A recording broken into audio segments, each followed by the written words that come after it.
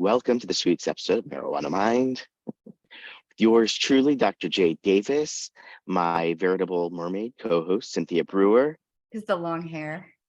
Yeah. And we do have a guest today, as usual. Okay, let's just acknowledge the giant elephant in the room that Justin Davis sounds like an airline pilot about to give you instruction to your horrible death. Tell me not to panic. Smoothly. We're going to experience turbulence. Tell me that. No, you know what's interesting is that I was flying on a Japanese airline, and when you have a lot of turbulence, usually they don't say anything, or there's buckle up, and you're a little panicky. A little bumpy. But in this case, the pilot actually came on, and he's like, "There's going to be a little roughness, but don't worry, it's not dangerous. Nothing to worry about. Won't damage the plane or your person."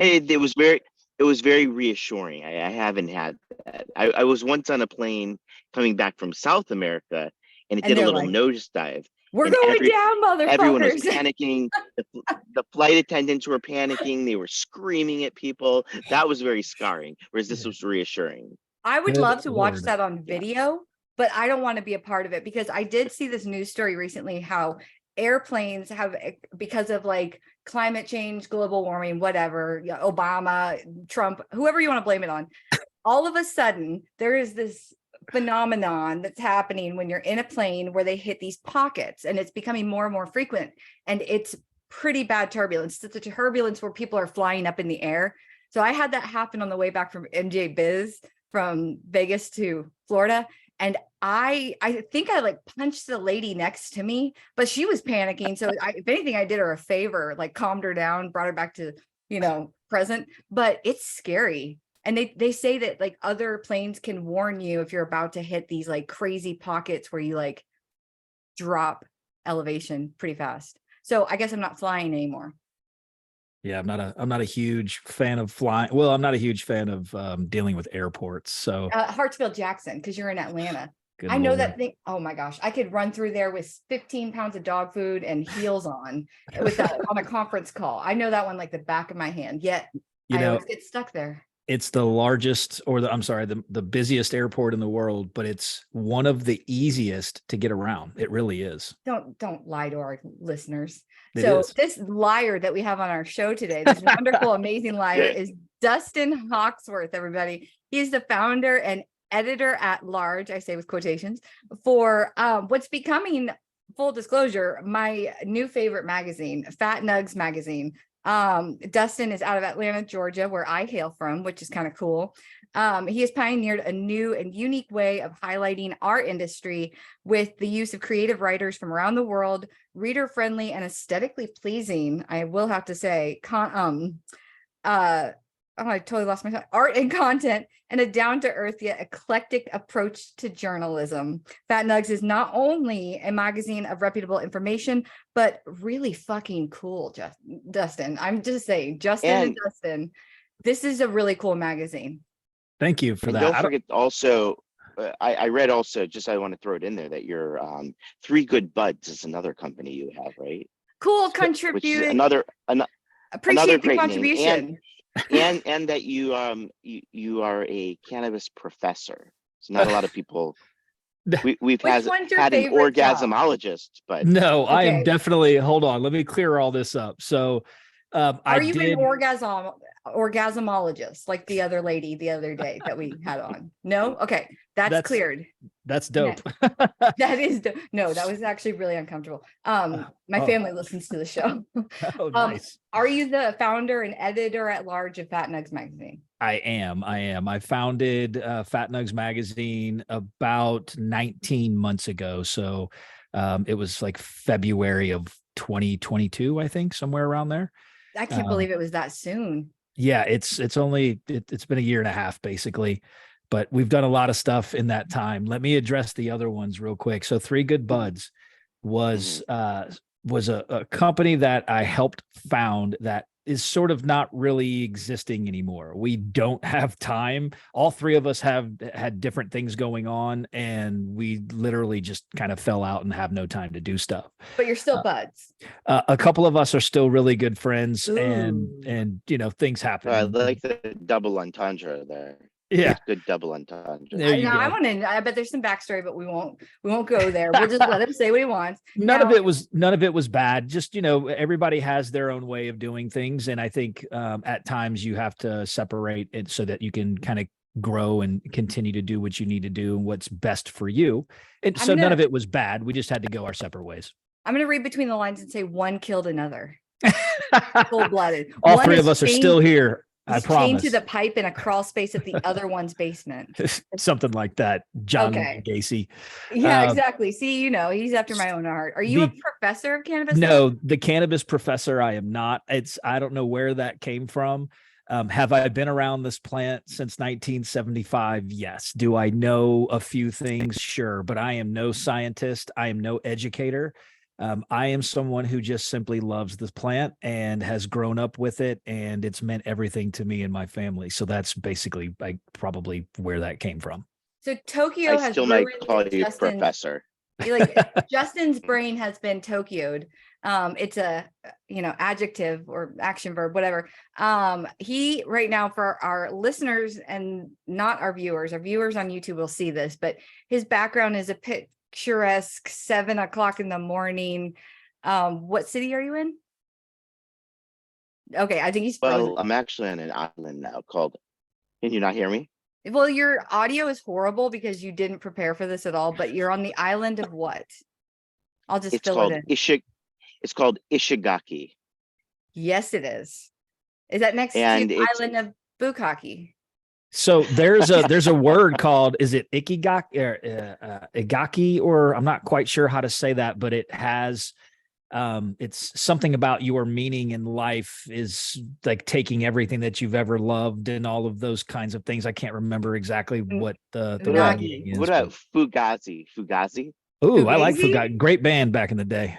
Fugazi? That's like an Italian word. That's Fugazi is it was a band back in the day for sure. Was it a ska band?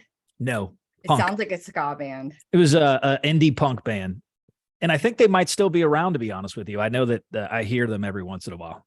Are you a indie punk fan? I'm a fan of most anything indie these days. Really? Yeah. Anything. Like Drug Church? Say that again?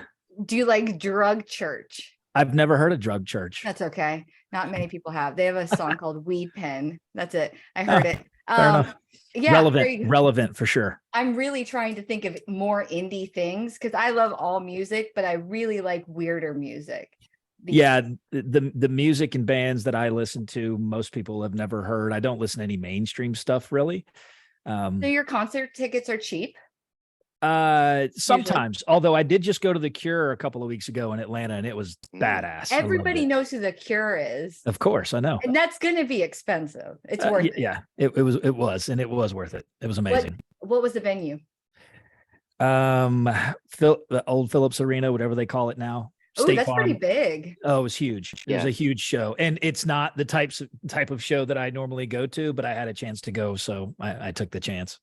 Yeah, you're going to. You're not going to turn it down, and it's a good opportunity. Dude, Robert he's a genius, and he still sounds like he's 25 years old. I don't know how he does it. It's pretty amazing, and he's 64 or 68. He probably rubs lotion on his face, and it's been pressed between the thighs of virgins. I'm not saying he looks great by any means. He just sounds good. Well, I want. He drinks the lotion. I'm just saying, if he drinks the blood of virgins, I'm not going to judge the guy, but I am going to judge you on your horrible audio, Justin.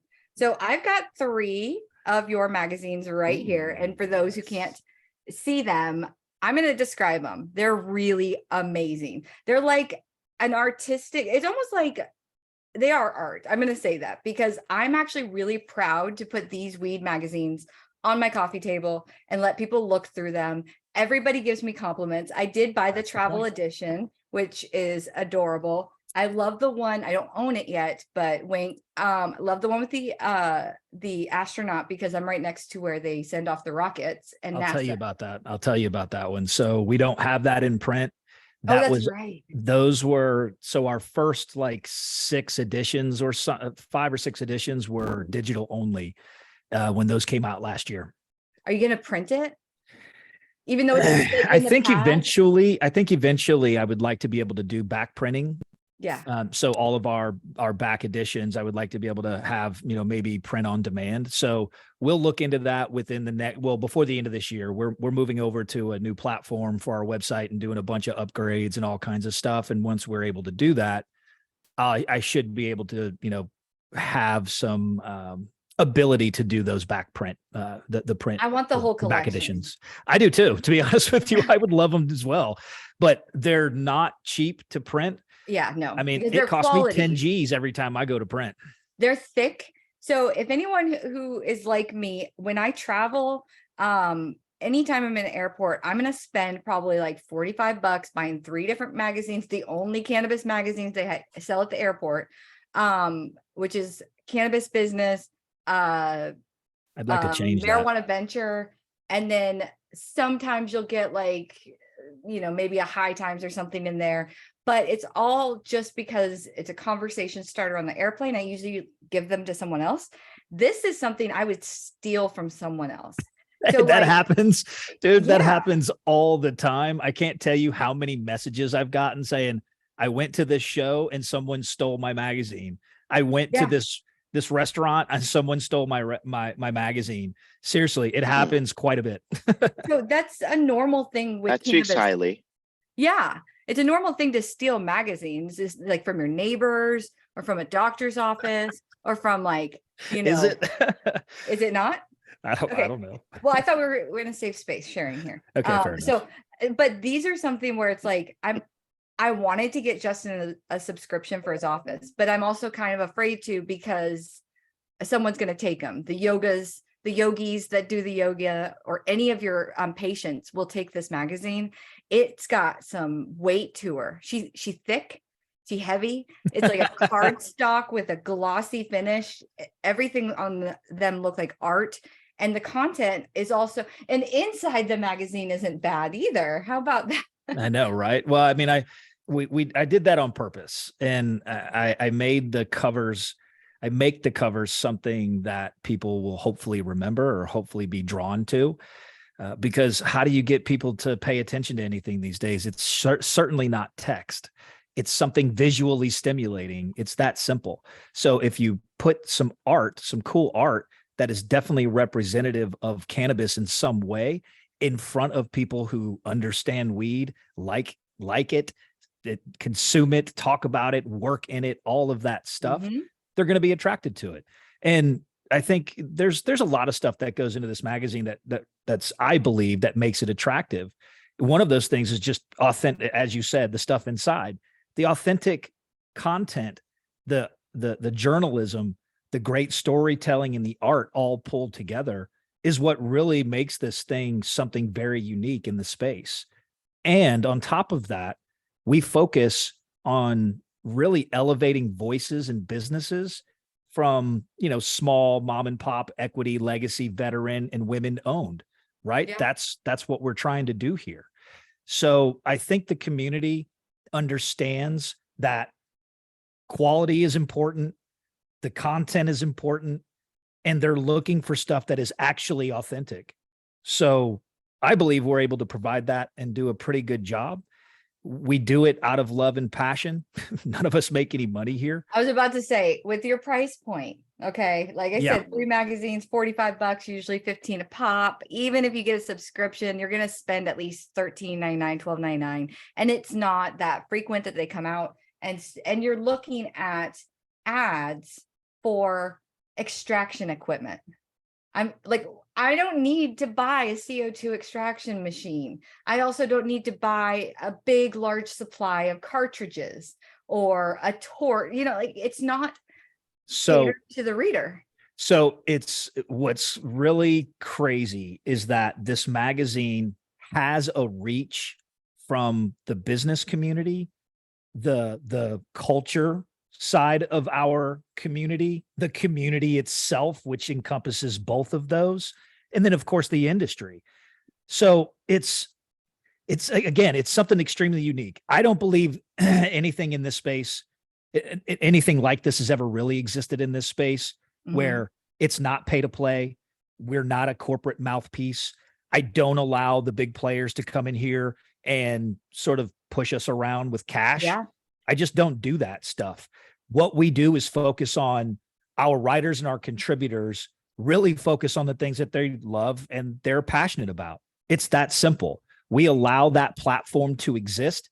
They take advantage of it. We do the pushing, and we all benefit within our community to help the culture build the industry instead of industry, screw the community and culture, which I believe is where a lot of our media or publications that sort of exist in this space have gone to. Now, I don't bash other people's publications and stuff in this space. There's no reason to. I think they do a pretty good job of showing who they are on them, by themselves.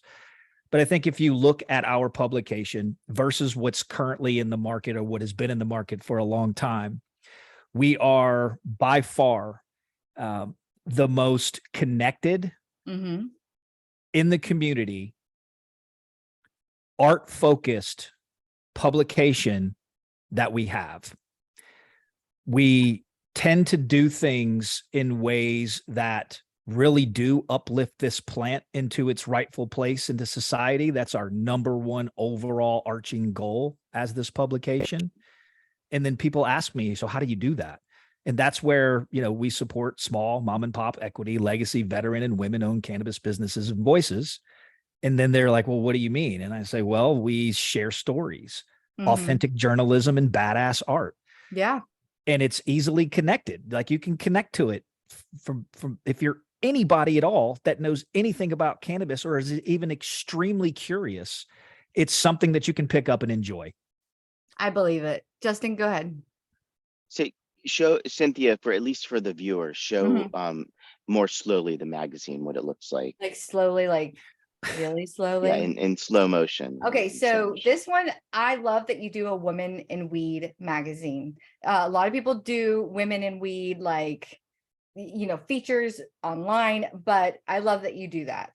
So I started that when we first started this, the very first one we released, the very first edition, I wanted to make sure that we represented inclusivity as be as inclusive as possible.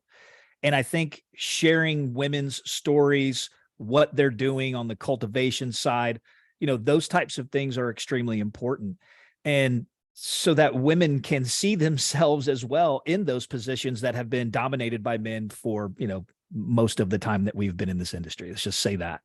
True so story. We've wanted to really kind of focus in on women as much as possible. So we did that from our very first edition all the way up through our 420 edition. It's dope, isn't it? That's all the so way up through cool. our 420 edition, which is a women's only 420 edition, which is what you're seeing right now. We wanted to make these photos? No. Did you have these? Oh, okay. So what we did was we asked for photos from each of those women. Yeah. We then took those photos and my artists redid those photos in AI. That's perfect. And so we would have their real photo and then an AI next to it. And it sort of we tried to tell a story with the visuals. It's not always about the print these days. So if you can speak in visuals, that's basically what we tried to do. And it's just a different way of approaching a magazine, even though magazines are normally pretty artsy, fartsy, photography driven, all of that stuff. We just haven't really seen a lot of that in cannabis, driven, focused, and driven on art. So I agree. The 420 edition is something that we really wanted to do that heavily on. And we really did. I think we had 14 or 15 different women in that edition featured.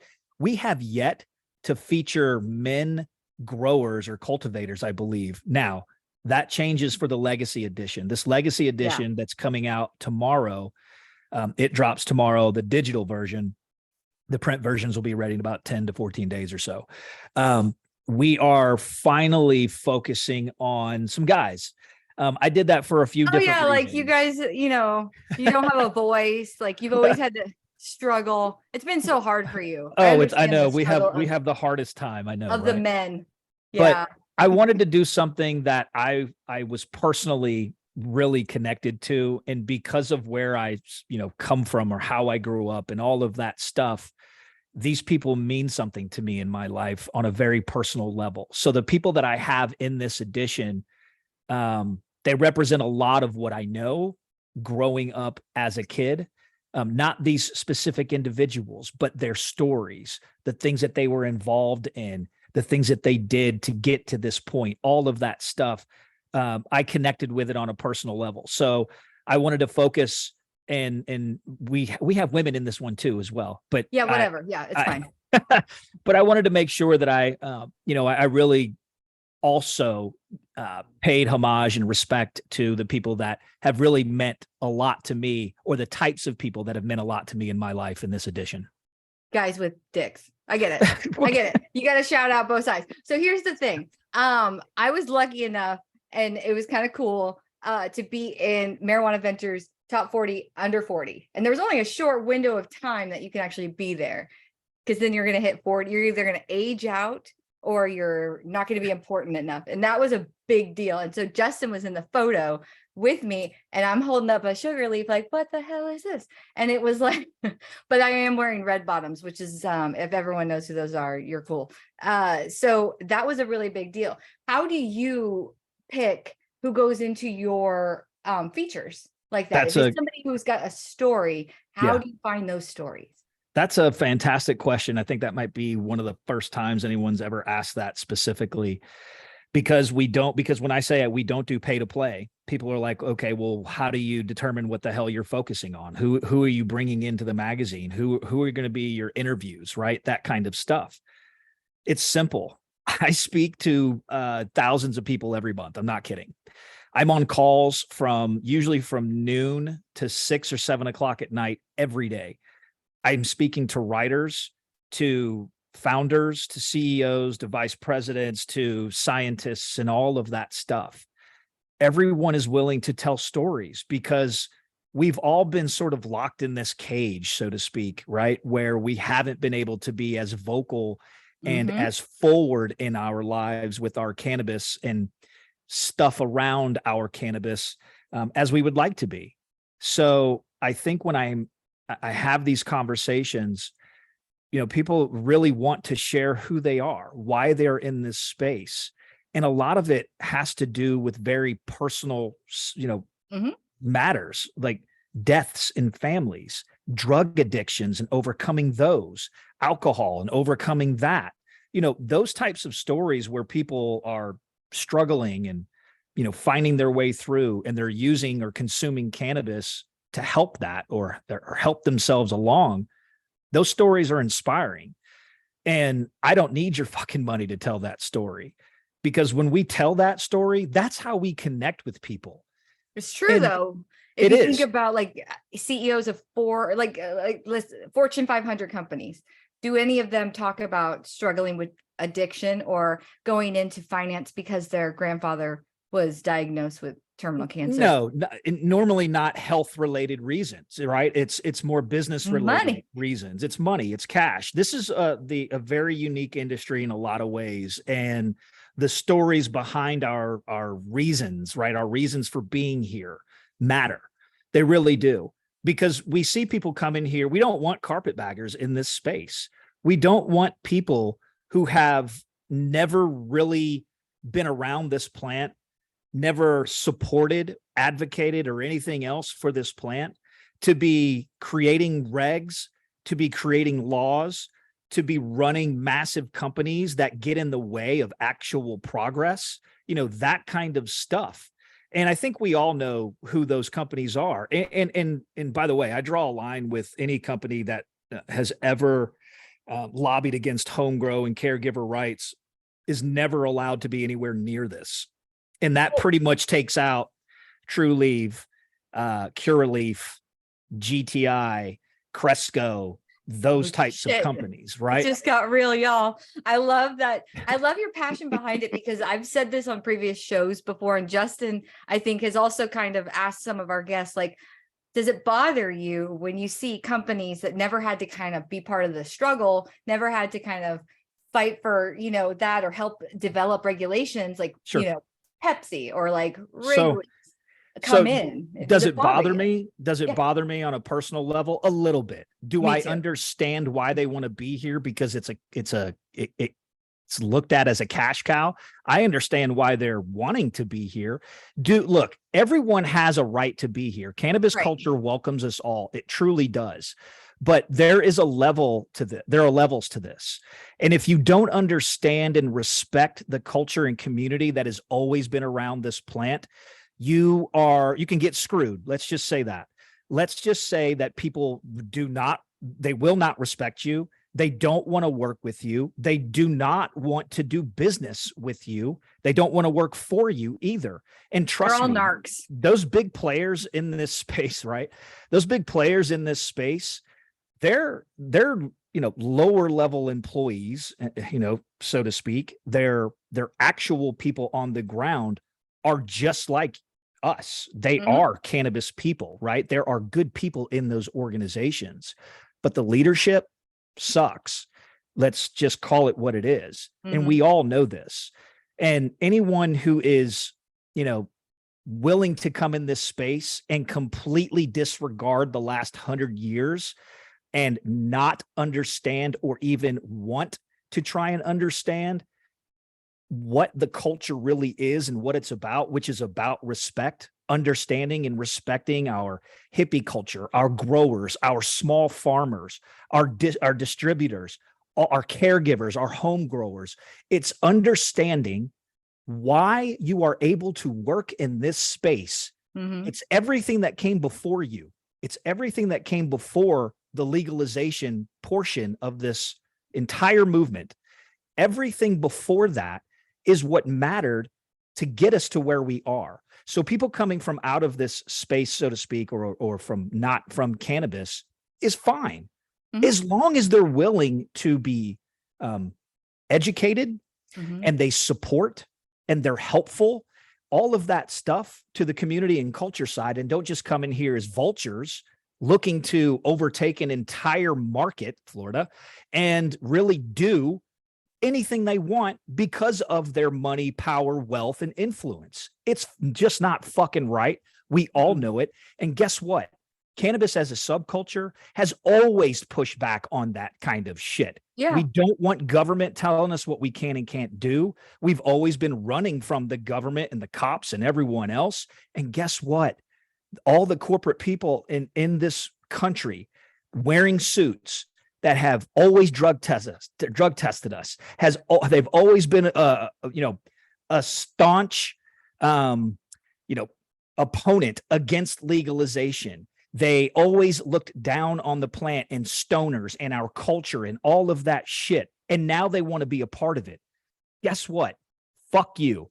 We don't want you here. Now, if you come into this space and you are respectful and open-minded and you're open and you understand how important this plant is, and it's about the plant first, patience, right? Those are the things that matter here. It's not your fat ass wallet that, buying massive homes, multiple homes and cars and all this kind of stuff. Let's help build a solid industry where everyone that has had their hands on this plant prior to legalization can actually be a part of an industry and help grow their own wealth, right? Don't hoard all the fucking money and all of the power and influence and try to steer things just for yourself. So I know I'm on a soapbox at the moment. No, it's an interesting, I know you can tell that you're passionate about what you do and the industry that we're all in. Because if you don't give a fuck, then you shouldn't be here. And Correct. Everybody does that we've had on the show. I asked some people, I'm like, why do you give a fuck? Like, why give a shit about this at all? And they tell us, because this happened or somebody did this or this happened in my life. There's a heartbeat behind every single business. But because cannabis has always been like, I would say blue, I would say Democrat, not the GOP. Okay. But capitalism does tend to be more Republican. And you're mixing two different things together, and that clash, we see it. We see capitalism. I mean, I'm a capitalist. I like making a lot of money, but I like earning my money and then deciding what I want to do with it. So I'm a little bit of both, but it's difficult because there are people that have been disenfranchised by cannabis. They have been incarcerated. Do you feel like there should be almost dues to be paid if you're going to start playing with us and you want to earn your keep, I guess, and show us that you're, maybe stop drug testing, cannabis employees, or maybe hire people that have been incarcerated for cannabis crimes? I mean, in a perfect world, I think we all know what needs to be done. And that is allowing the players that have been playing with this plant to be in the industry. It's that simple. Take away barriers, help them, help us out, right? As far as paying dues, and corporate cannabis coming in and really not giving a fuck and sort of ruining things for a lot of people. I kind of like the idea that they should be paying some kind of dues. What that is, I don't know. Does anybody want to work for them? Not really, because I've heard people try to work for corporate cannabis companies because they want to try and change the culture and help. They get kicked out real quick from what I understand. Yeah, they don't go in, they go in with the mindset of a really good, bright-eyed, bushy-tailed, like, I want to work in weed because I love weed. And that's a great mindset to have. It ruins them because it's not what do you do? It's working when you have right, but you have a state like Florida, and Georgia's even worse than Florida. Oh God, don't get me started. But don't even get him started.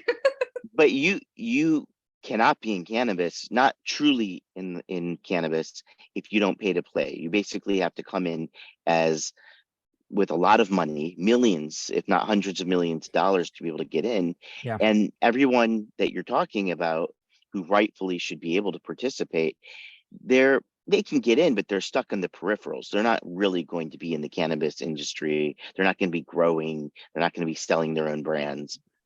It doesn't allow for it. Definitely not in Georgia, but in Florida, we were one of the initial that like if you don't have blank amount of money and all these other things, it's a barrier to entry.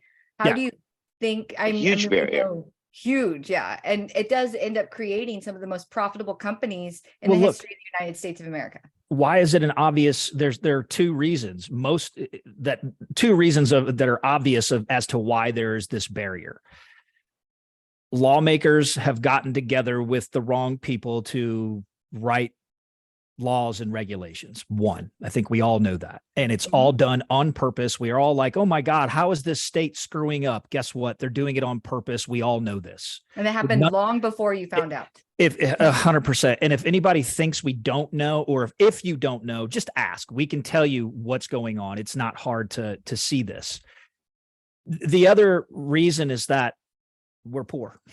The majority of people who love cannabis have usually been poor. Veterans, our caregivers and home growers, they're not here making tons of money, right? They've always just been here helping. So the people that have been entrenched in cannabis for a long time have been your small farmers and stuff, your drug runners and stuff, right? We aren't rich. None of us have been rich ever in our lives. So how the hell could we come into an industry we should be allowed to participate in and afford millions of dollars just to open up a shop? I mean, give me a fucking break. It's ridiculous. If you have to pick between Dustin growing my weed for me, okay, or the CEO and founders of, Pepsi growing weed for me, I'm pretty much going to say, I don't really want to taste the mids that I get from Pepsi. I like Dustin's weed out of his backpack. So there is a long-term knowledge base that comes with being pro cannabis, right? Cannabis friendly. and you learn, nobody's an expert, right? Nope. So it's too new. You learn every day. Even the best growers that I get to talk to on a daily basis learn something new, do something new. And they're humble. Yeah. They're humble. Absolutely. They know they don't know everything. And when you give them compliments, when you give a grower or a cultivator compliments, they truly appreciate it because it's something they love doing. I had that conversation today with my buddy Nick out of Colorado, and just telling him how great his flower was. And, he absolutely loved it. And it's a humbling place to be if you're truly connected to the community, because you see all of these cool stories and all these people working their asses off. And, everybody is here for the right reason. Well, most everyone is here for the right reasons. And it's a really cool place to be.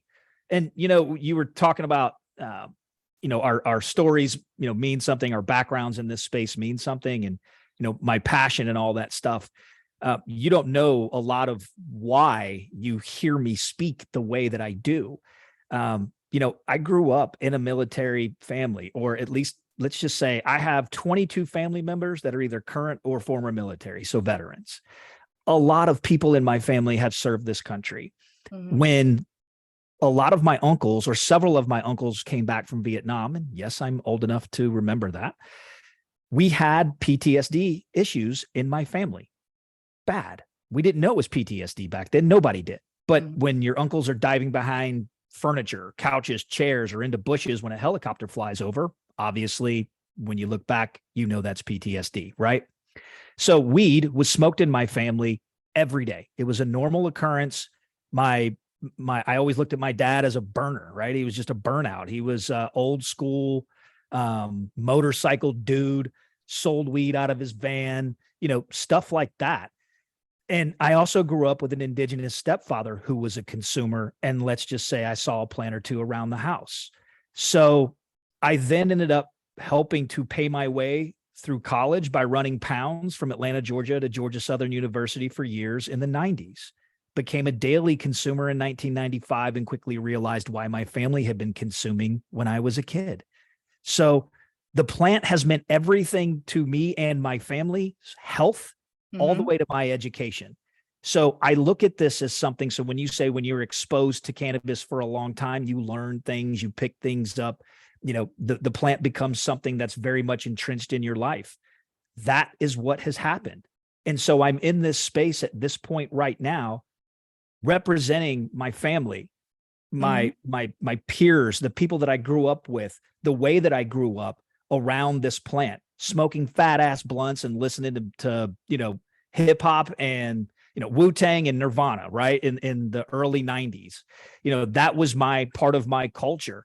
And my upbringing was, watching my family, who were, kind of hippie and mixed between hippie and hunters and veterans and motorcyclists and stuff. And they all smoked weed. So it was just always around. It was always normalized. And that's how I approach this entire industry.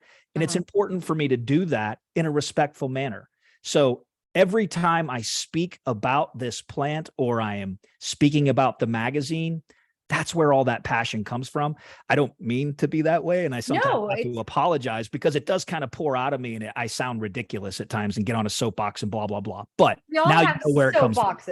But I think what people need to understand is that your appreciation for cannabis came before it was providing monetary reimbursement. It was providing your family relief because they were suffering. Just like I have a family member that was sick, many family members that got sick that utilized cannabis for end of life or just to feel better at life. And that's what they got out of the plant, was just relief and being able to live the rest of their life. And now people are taking money out of the plants, and they don't appreciate the non-monetary reimbursement that your family got, or my family got, or Justin, and his family got. So and you can tell they don't, because they lobby against things that just don't make sense. Exactly. Like, why would you take away home grow and caregiver rights? Why would you limit license? Why would you create rules and mandatory laws and regs to keep certain types of people out of the industry? It just, it's disgusting and pisses me off. It doesn't. They don't see medicine. Yeah. I mean, really, your family, you were like your father sold it out of the van, you were running it, so you did participate in it as far as making money, but obviously you weren't making that much money, Oh, hell and no. you were risking, you're putting a lot of risk out there. Oh You yeah. could have been thrown in jail, you were 100%. castigated for it. So now you've done that, you spent all that time, and all of a sudden, in walks any company, Wrigley or Trulieve, and they're making hundreds of millions of dollars on this, and they've, like you said, they've never put in, the work. They lobby against it. They were never for it. And Has you to know burn what? you up. It stings a little bit, but at the same time, it's totally fine. Business is business, and I get it. And we live in a country where big business basically rules the day. So as much as I bitch, moan, and complain, guess what? Necessary evil. I've built something here that is trying to combat all of that. This is how my bitch, moaning, and complaining stops. And I present, this is how we can fix. So you're not just getting, this negative side of my argument or my statements. Like, I say these things and I also have a solution. So I think it's okay. Again, the Walmarts of the world are going to exist in this space. It's fine. We just don't want them helping to create terrible rules, laws, regs that stifle everyone else in this space. It's completely unfair. It's really unjust to a lot of people who spent time getting their ass handed to them because of cannabis. So there are some things that really need to be fixed, but I think the real problem, and we all know this, it starts with all our politicians and our lawmakers. And until we fix that nonsense, none of this will ever truly be fixed. We're going to be fighting this fight for a long time to make sure that we have a voice and a place in this space as smaller operators, because it's unfortunate that we have to do that. But at the same time, people that have been around this plant for a long time have been doing that already. They know what this fight is, and they continue to do it anyway. So it's not like we're in any place that's different. We just may not have guns stuck in our face right now. Our fight is a little bit different, right?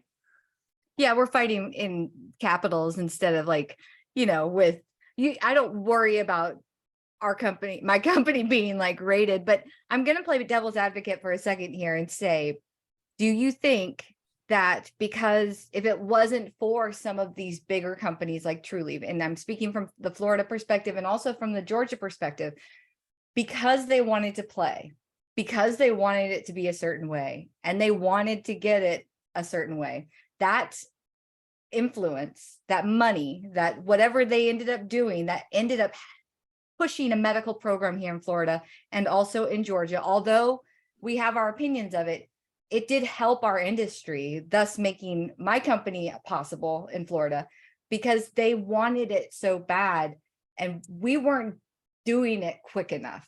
Sure. We weren't effective enough. We didn't have enough money to go, pay to play or pay to sway, legislators, but they did. It's almost like a double-edged sword.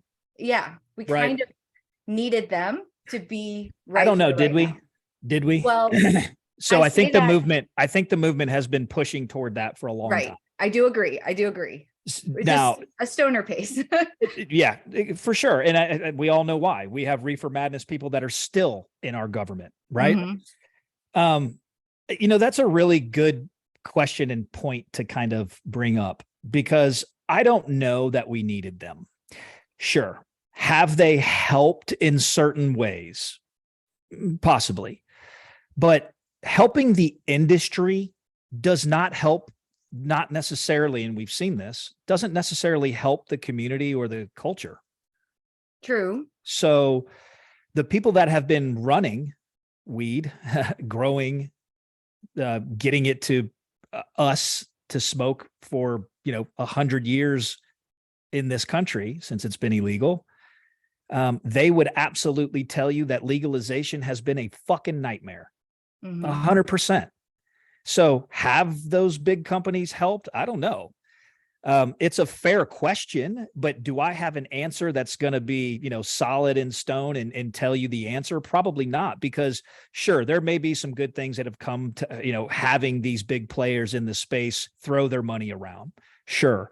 But we also know them throwing the money around has kept out everyone else that really deserves to be in this space. So who the fuck is it helping? Sure, it might help patients, I guess, kind of, but these big companies don't care about patients. So I get it. There's a balance here somewhere. I don't know where that balance is. I don't know where it's at. I don't know where it is. I honestly don't. The legalization ballot initiative that Trulieve has been, bankrolling everyone. That's a thing. It's going to happen. It's something that's happening right now in Florida, and it's in Supreme Court review. Ashley Moody was, challenging it. They weren't doing things on time. They're very unorganized with their challenge, and it looks like it might make it onto the ballot. But what people, that signed those petitions, they didn't read them. That this is a constitutional change that will not be able to be unchanged unless you want to change the Constitution, which will cost another $40 million. Who's got that lying around? So we see legalization being pushed by a company, and we think, thank you for doing this, because we didn't have 40 million lying around, but also knowing that doesn't allow, right? But doesn't allow for home grow. No, not really. And also, guess it what? just makes it so the only people that will be able to grow and sell are the companies that have licenses through Florida. That's it. But then I'm going to throw all the way back to when we had our medical program implemented, and they did not allow for smokable flower. And so it wasn't like we didn't all know that in edibles that Trulieve was responsible for getting smokable flower, but the motive behind it was not for the people. It's it's money, for the pockets. So it's always for the money. But yet it did benefit us because we wanted smokable flower and they had the money. And so it's kind of like we forget to stay angry, like we forget to get back on that box, that soapbox, and say, listen, you can throw money at it, but like we are, just because you got us flower or edibles or adult use, like we don't forget about the fact throwing the peasants crumbs, right? That's what, that's what it feels like. All of us forgot to stay angry. Yeah, well, because they keep doing stuff that kind of benefits us. There are plenty of us that are angry, but I think a lot of us have, at least within the industry, I think it's really important to stay angry, to be aware, and share those thoughts and push things. But one thing that I tend to do in this space, especially with this publication, is be extremely positive, helpful, and supportive, because there is so much negative shit that we can focus on. Right. Some positives got to come from somewhere. If I'm going to be responsible for it, I'm cool with that. One thing I wanted to address real quick about the home grow and not being allowed and all that stuff in Florida. It's, it's not legal without home grow. Doesn't feel like it. It's not legal without home grow. It's that simple. If you cannot simply take a plant and put it somewhere to grow, it's not fucking legal. It's become a commodity that you have to purchase from a company. I can make beer at my house if I want, right? If I wanted to go out to eat, I go out to eat. But if I wanted to stay home and cook food, I cook food. I can do these things at home. Let me do them at home. Growing my own medicine at home in my own environment, controlled by me, that I know the inputs, right. I know what I need. This is the way that it should be handled. It's not legal without home grow. So these, again, Trulieve pushing this nonsense. Sure. Great. It's okay. They have to pick one subject. I'm only going to say that because that's what happened with the Regulate Florida not passing, the MILF, make it legal, MILF Florida, make it legal Florida. And which one am I forgetting? There was another one. So there were 3 ballot initiatives before this one that had 2 subjects: home grow, adult use. They did not pass Supreme Court review because you can only have a one subject. You can only be a one-trick pony. Sure. So I'm with you with what you're saying. You can't, it's not legal without home grow because you're relying on someone else to do everything perfect. And you want to say that they know how to do it better than yourself. I should be able to make my own beer. Give me something else. Give me something else in this world that we normally have readily available on a daily basis that is illegal for me to have in my house and making it in my house? You tell me. Alcohol, liquor. I mean, I can make beer. We just said that. Can you make your own liquor? I would assume you can distill in your home. There's people just have distills, Yeah. all that stuff all the time. So yes, it's legal as far as I know. That's You're pretty not cool. selling it to the public. Right. As right? long as Personal there's use. going to be different regulations if it's commercial. Exactly. But You're not selling it to the public, but I can. I mean, yeah, Go ahead, man. Go I ahead. think it's even more hypocritical Mhm. right now how it is to say that it's a medicine. It's a critical medicine that people have to go through great lengths to be able to get, and they have to buy it from these companies. You can't we're just gonna limit grow this access. natural plant. We're Right. gonna, you And need this medicine, but guess what? I'm going to limit the access to it. Fuck you. And that the you can't companies guarantee can the sell it, safety. and the companies sell it for whatever they want. It's not like they're limited. Oh, this is a medicine you're producing. You can only make a 5% profit on it or something like that. Yeah. Well, they say we don't have to be taxed when we buy it. That's our, take a little and don't bitch. Just drink here at home. Be happy. Again, the crumbs to the peasants, right? That's exactly what it feels like sometimes. Justin, do you feel like that sometimes in Florida or like in the cannabis space? Yeah, of course. Clearly, it's a big business thing. It's pay to play 100%. Very few people can get into it, and I think that could all be remedied really if you allowed for home grow.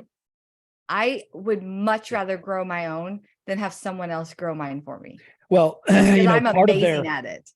Excuse me, part of their pushback internally is that they think it would cut into profits. Of course it would. Well, it would cut into their profits because they suck at what they do. But most people in this world don't brew their own beer. Most people in this world aren't going to take the time and care necessary to grow great weed in their home. I could grow some my own in their bread, home.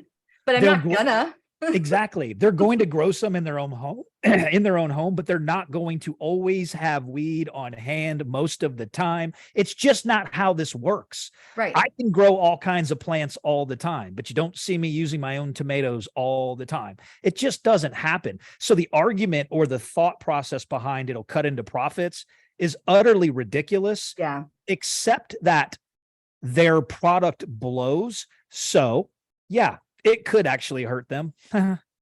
Yeah, I mean, but it's all for personal use. So it's not like I'm selling to someone, and so now me and my little conglomerate is taking into their profits. No, I'm just not buying your stuff anymore. Right. And free market, right? It should be a free market, but it's not a free market. We all know that. And all of the major MSOs are coming from places where homegrown is allowed, and yet they're doing just great. They don't have any problem with cash flow.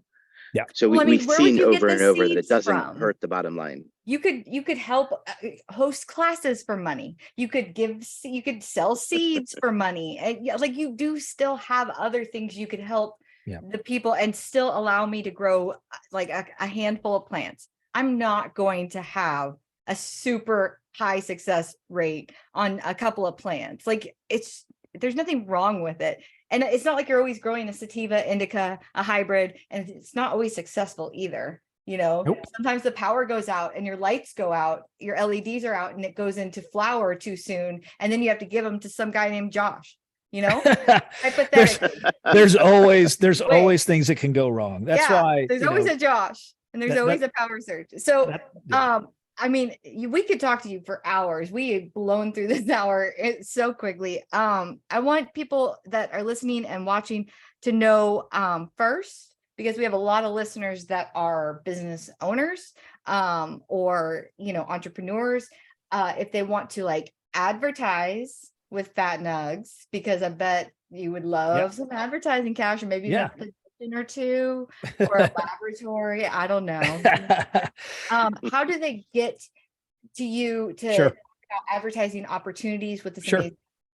So real quick, for any listeners that are kind of wondering what our reach is real quick, our first year alone, we had over 3 million views on our content. We have over 33,500 visitors to the website every month already. And our website sucks. So it's cute. It's adorable. I love it. It's cute, right? It's You all sell magazine merch. based. You sell merch. We do. I love it. Absolutely. So, and we also have, our digital and programmatic side. We actually have the largest current opt-in cannabis consumer list in this industry. A lot of people don't know that. It's well over 1 million and growing on a daily basis. We're able to wield that thing in ways that no one else can in this space. And it's because we run everything through the publication, through Fat Nugs itself, which is, everyone knows it's not pay to play. It's authentic. They want to read it. They want to click on it and all that kind of stuff. So to get in touch with me about advertising is easy. Dustin@fatnugsmag.com. Or we will link it. Yep. And you can look me up. You can look me up on LinkedIn. I'm always there. Dustin Hoxworth. That's how I found you. Yep. Absolutely. And that's where I really built the publication to begin with, because I saw so much excellent content coming from LinkedIn when it comes to cannabis. I was like, this is obviously the place to be. So I started building right there. We find a lot of guests on LinkedIn, but I actually reached out to you personally way before the show came up, because I just wanted to compliment you on your magazine. I thought it was cool. So I called him. He was on vacation, and then then you bought one. And you bought one.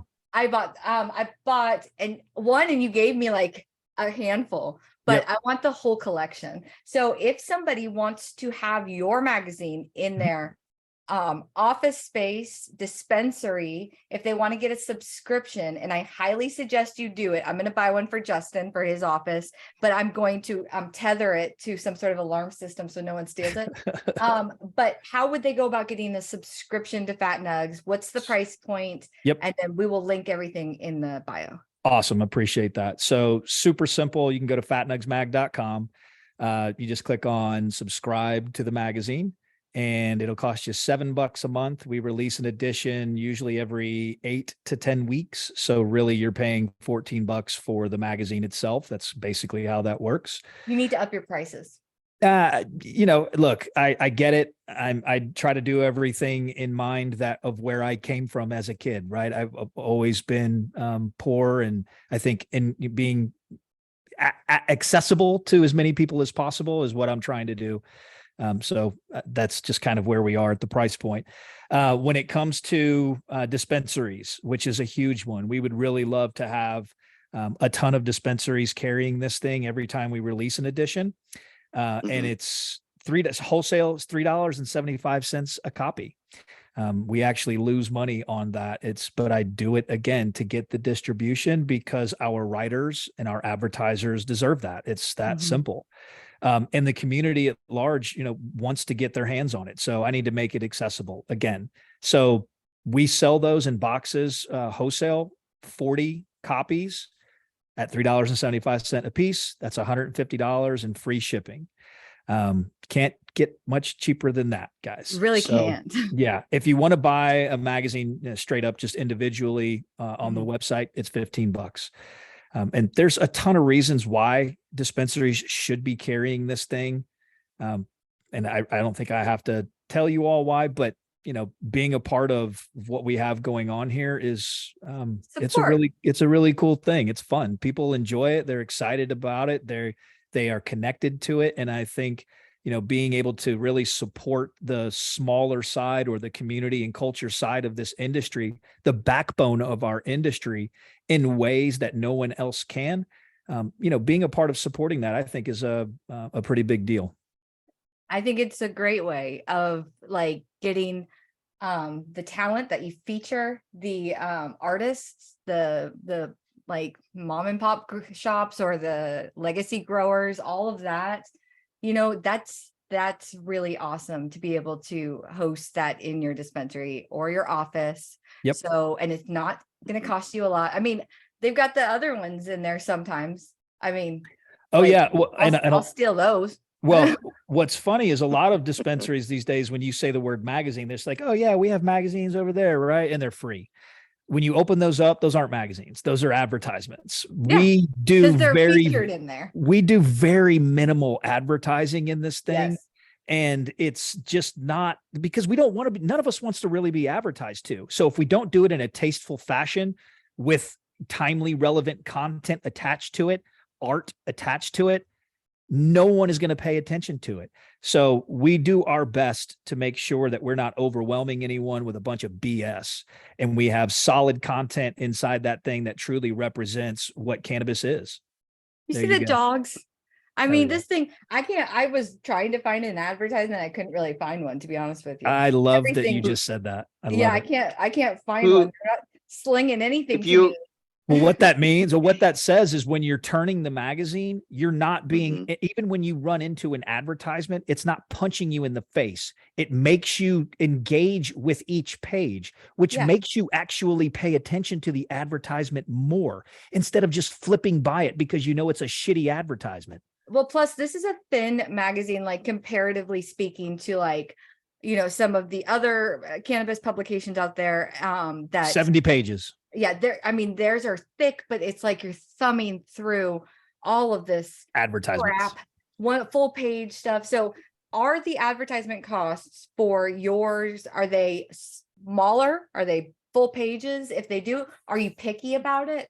Full page ads we do for $1,500. It's like the cheapest thing that you can do in this space. So I could get an ad of Justin's face with face tattoos that I made when he was getting his hair cut, and just, you would just charge me that much for one page. 100%. Yep. You should charge me more because I'm going to charge it to his card. And this is going to be great. I want 3 or 4 pages of Justin's face when I take photos of him and he doesn't know it. Bring it on. Just marijuana, my magazine, you know, podcast. please be smoking a joint or something, dude. Look cool. I've got 2 where he is, but then I started making videos online, like you said, some of your creative artists do, where he is actually Braveheart and he's got the joint in his mouth, or he's Tom Hanks on Forrest Gump. So I have so much fun with it, but I'm glad I can be so entertaining. Oh, if we were going to say that this magazine is the Blink magazine of cannabis, what would you want to be known as? Like, would you be the Playboy, the Vanity Fair? You know, the Walmart of cannabis? That would be that's a bad thing. I'm glad you asked that. That's super fucking cool. That is a good question, man. actually. I'm actually giving them credit. I grew up with 3 publications in my childhood that actually meant something to me. The first one is Thrasher magazine. I was a skater punk when I was a kid. So opening that thing up and seeing a dude do a double page layout, McTwist in your face, I was like, holy shit, I want to be that dude. Right. So that had a big impact on my life. Mad magazine was the second one. And I remember walking through the grocery store with my mom and always seeing that magazine and being so like enthralled with it because of the goofy dude and the spy versus spy, and you could fold the pages together and get a new scene, and that shit blew me away. And then of course the third one in the late 80s, early 90s was High Times. So, this publication really comes. I was going to say Playboy. Playboy. I mean, I had my hands on a Playboy as a kid, but I think we all do. But I don't give a shit. Who cares? I don't remember any advertisements in Playboy. The thing I only read it for the articles. Yeah, right. That's The thing that was really obviously cool about Playboy was that it was just, against, everything sort of normal, or that, you weren't supposed to have it, right? Oh my God. If you found one, it was like gold, and you knew for it sure. was kind of against the grain. You could be the Playboy. That's the same thing as the early days of High Times, the 80s and early 90s of High Times. If you had one of those as a teenager, you were fucking cool. Yeah, I mean, it really was. So, Justin, great question. Can I pull together all 3 and make it a combo of compare it to an indie band? We'll allow it. That's fine. Okay, fair enough. So Thrasher, Mad, and early days of High Times, is kind of where this thing comes from. So, although I do have a better answer to filling in that blank, I think, as a global perspective of cannabis and stoner culture as a bridge to the rest of the world, what we are to cannabis, the industry, I feel as though we're developing into the eyes and ears of our community and culture side of the industry itself. So that's sort of where I see us fitting in. It's almost like passing off the magazine to a cannabis lover. It's like passing a blunt. I love that. Yeah.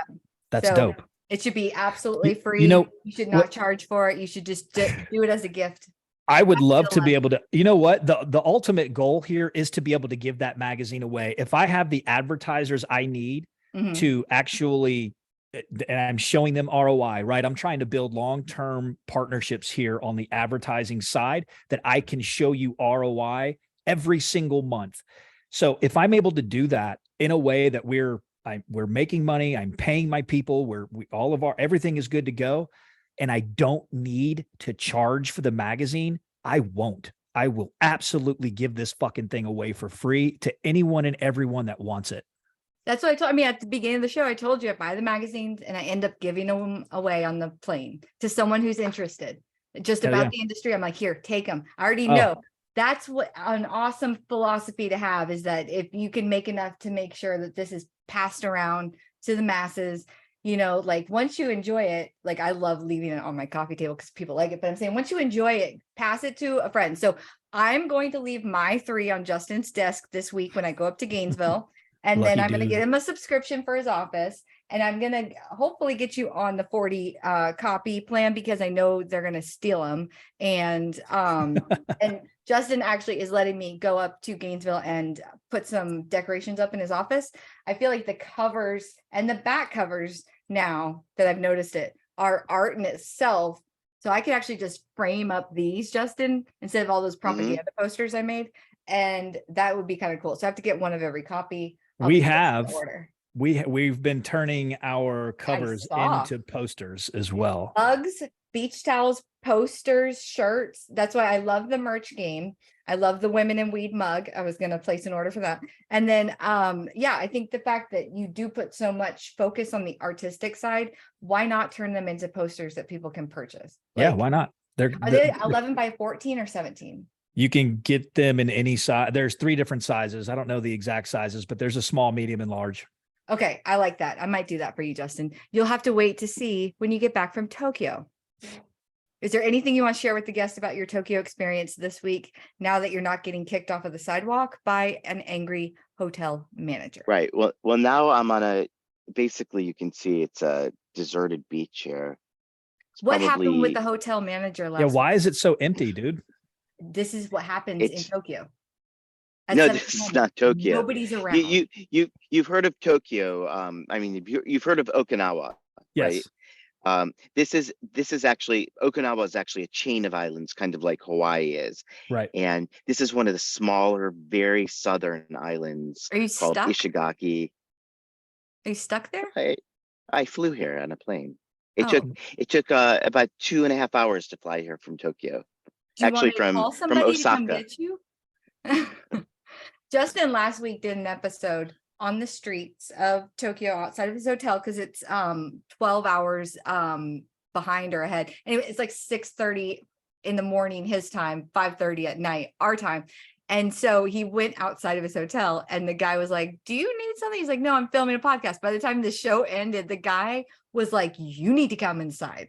Like, you need to get off the streets. You look crazy." And people are walking around behind him. It's getting busier and busier. Oh shit. Nice. Did he get mad? No, it was I had taken these, basically the equivalent of milk crates, these old milk crates that were outside of a restaurant, that, the dirty old things. I actually had to put a towel on before I could sit on it. Those are apple boxes. I had taken 2 of those from across the street just to temporarily set up, right? So that you could see me, that I had a place to put the computer. And apparently the restaurant opened, and an old guy that worked there, probably owned it, saw, and he was not happy that I had those milk crates. Yeah, because you stole them, and that's a big no-no. I borrowed them, temporarily. So I looked it up online, and if you talk on the phone in Japan in public, it's considered very disrespectful. He's literally filming with headset a podcast on the streets on stolen property. Nice. In a place that is very about respect and being polite. Yeah, but the Japanese understand entertainment, right? I mean, they understand that, I'm sure. And they do have a very unique entertainment, don't they? You being a foreign person, I'm sure that they were probably a little more lenient, I would assume. Just tell them you're famous. Yes. Yeah, that's it. Well, this was an Okay. interesting, I love this episode so much. I love this magazine.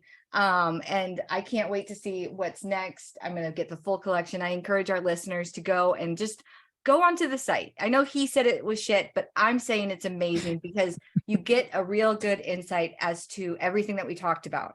All of the passion behind it, you can see on the site when you look at the magazines, and when you hold them, it's so much better. So I definitely encourage you to buy and start your collection, because these are going to be some money making.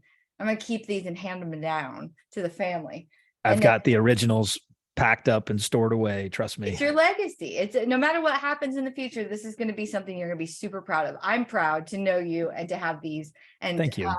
One day I'm going to be featured in there, or I'm going to buy my own spread and then not tell anybody and say I was featured. So either way, I'll be in that.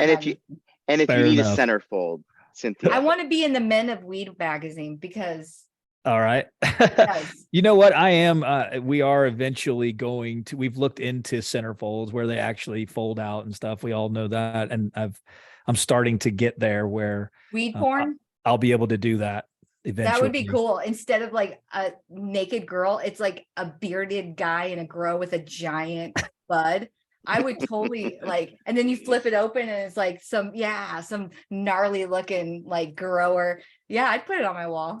Yeah, we'll be able to do some cool stuff for sure. Bank supplies. I love Good it. Lord. I know, it's weird. Cannabis people are kind of weird with their kink, right? It's good stuff. I love it. Thank you.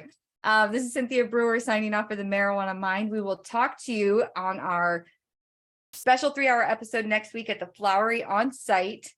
Yes, Justin will not be there because he will be still in Tokyo, and I am flying solo. And I think I'm interviewing the owner of the Backpack Boys, talking about some home grow ballot initiative with Josephine Carilla. Oh, I can't say her last name. There's like a hyphen in there. But we will be at our speakeasy at the Flowery in Ocala for 3 hours from 5 to 8, and we will post those back to back. And then, Justin, when are you coming home? I'll be back for the following episode. I know you're loving these 6 a.m. episodes. All right. Well, we will talk to you next week. And my wonderful co-host, go ahead, from the beaches of Tokyo or Okinawa or Bukaki, whatever. I forgot. Reporting live from Ishigaki, Okinawa. Domo Japan. arigato. Domo arigato. Yeah, that was a good one. Arigato gozaimasu. You're learning so much more than I am learning. It's good All right. stuff. Yeah. Have fun. Talk to you Thanks, next y'all. week. All right. Thank you.